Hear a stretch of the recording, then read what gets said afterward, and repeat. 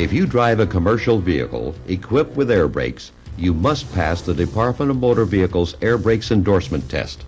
Not only will you be tested as to how to use air brakes, you must know something about the parts of an air brake system and know how to inspect the system.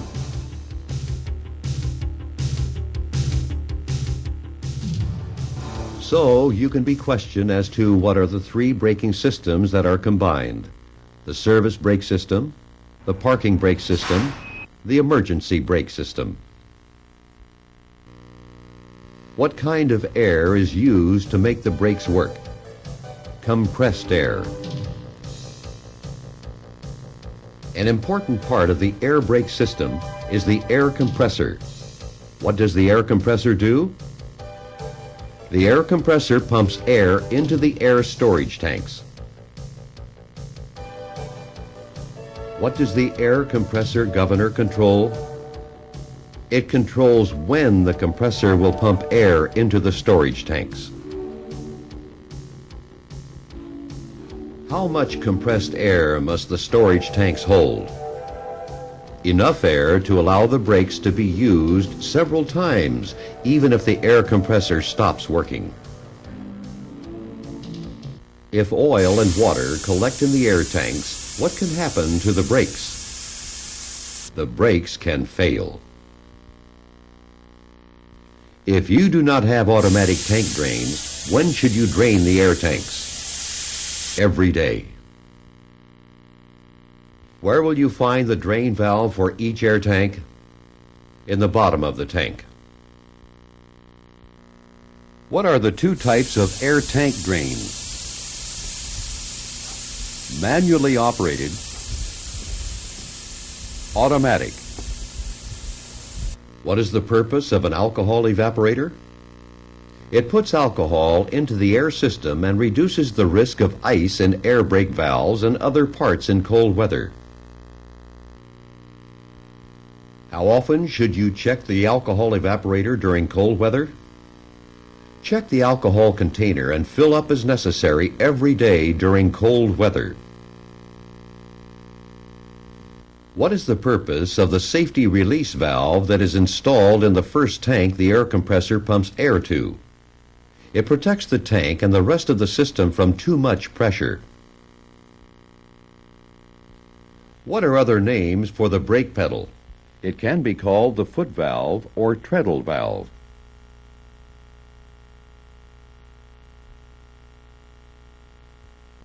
What can happen if the brake pedal is pressed and released too often? Air can be let out of the system faster than the air compressor can replace it. Where are foundation brakes found? Near the wheels. Brake shoes and linings are located where? Inside each brake drum. What happens when the brake shoes and linings are pushed against the inside of the drum? This causes friction which slows the vehicle and creates heat. On S-cam brakes, what happens to the air when you push the brake pedal? Air pressure pushes the rod out, moving the slack adjuster and twisting the brake camshaft. In which direction does the S-cam force the brake shoes when you apply the brakes? It presses them against the inside of the brake drum. If the air compressor begins to leak, what keeps air in the tanks? The one-way check valve.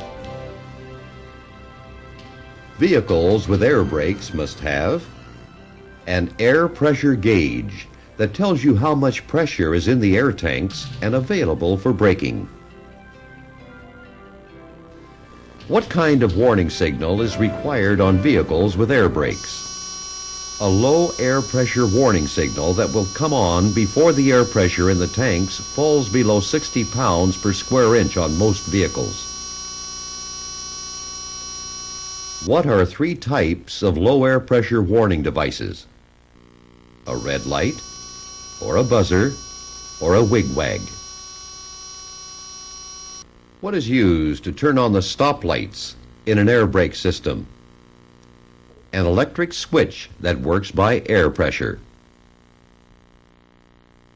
During normal driving, parking and emergency brakes are usually held back by air pressure. The effectiveness of the spring brakes depends on what? It depends on the adjustment of the service brakes. When the main air pressure is lost, the spring brakes come on. Why do some vehicles, such as buses, have a separate air tank to use to release the spring brakes? So you can move the vehicle in an emergency. Nowadays, some heavy-duty vehicles have dual air brake systems.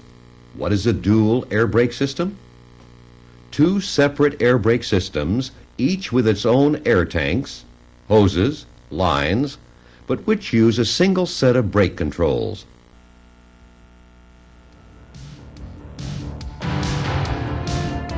If the air compressor is belt-driven, what should you look for in checking the belt? Check for excessive wear, cracks, and tightness. Before checking the free play and manual slack adjusters, you should park on level ground, chalk the wheels, and release the parking brakes. Since brake adjustment is so important, Centurion Video has a tape, Airbrakes, Check 'em, that shows how to check both manual and automatic slack adjusters. With a fully charged air system, the engine off, and the brakes released, what should be the maximum air leakage? For a combination vehicle or bus air brake system, 3 pounds per square inch in 1 minute, or for a single vehicle, 2 pounds per square inch in 1 minute. Then, applying 90 pounds per square inch, what is the maximum air loss after the initial air pressure drop?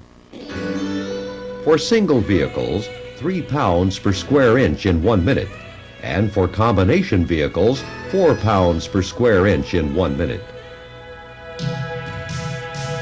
To check the air compressor governor cut-in and cut-out pressures, you pump the brakes while running the engine at a fast idle. When should the air governor cut out the air compressor? At about the manufacturer's specified air pressure.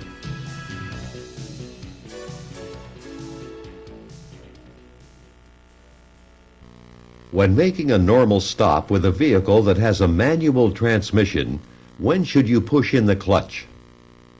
Don't push the clutch in until the engine RPMs are down close to idle.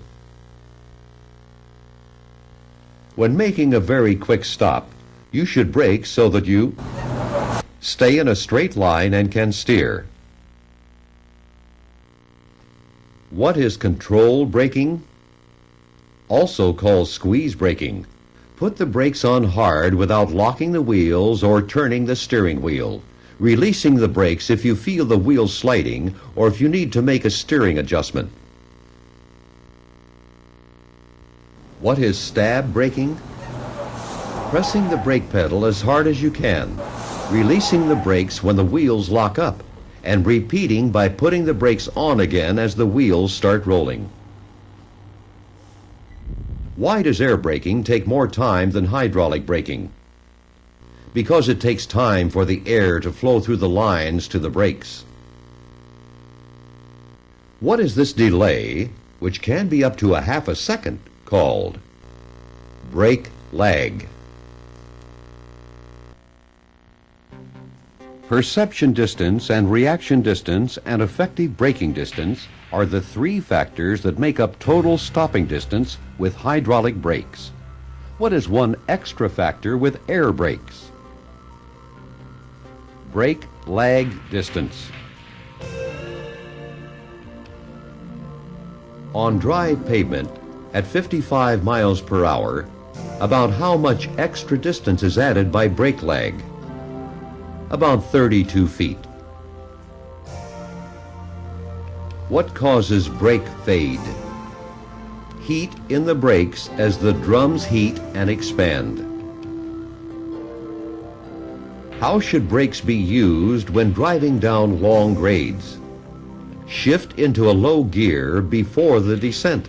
and go slow enough with a light, steady use of the brakes.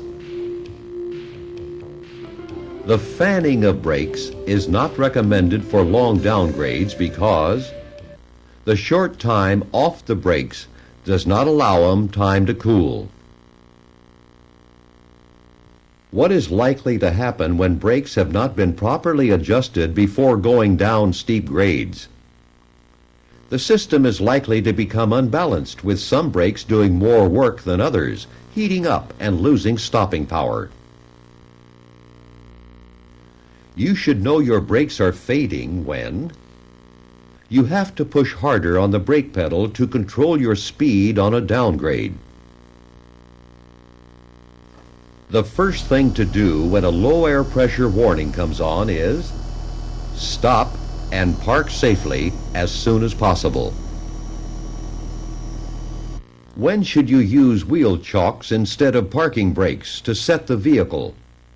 When your brakes are very hot or are very wet in freezing temperatures.